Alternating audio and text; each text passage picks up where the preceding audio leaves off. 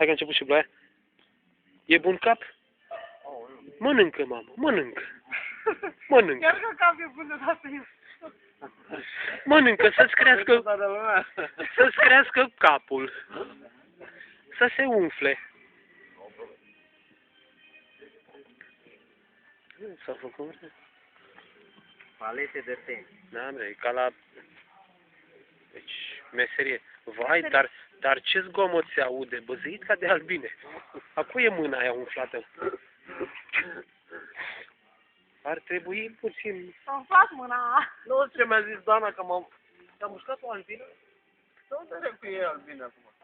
Care Dana? Dana blonda. Aia stai foarte. Dana, te-a mușcat o albină, a?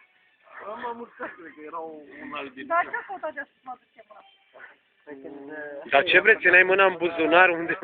A văzut-o, zice, e mai groasă de ce trebuie. Decât aveai de am umflat puțin că poate am mărit și boca.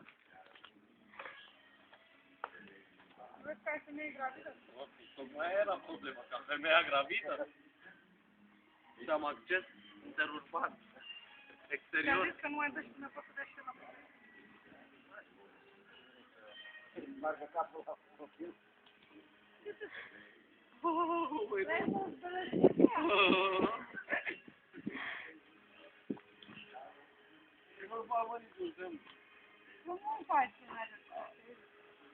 La Nea George, mă, Nea George trebuie să-i fac semn, eu nu știe. Nu trebuie să-i fac semn. Băi, sper că n-ați uitat că asta se pune pe YouTube. N-am nicio problemă. O vede toată lumea. Și totuși atracția seriei cap.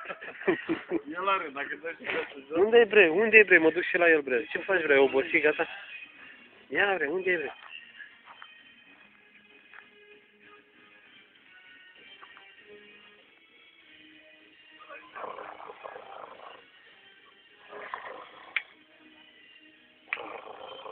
De acolo.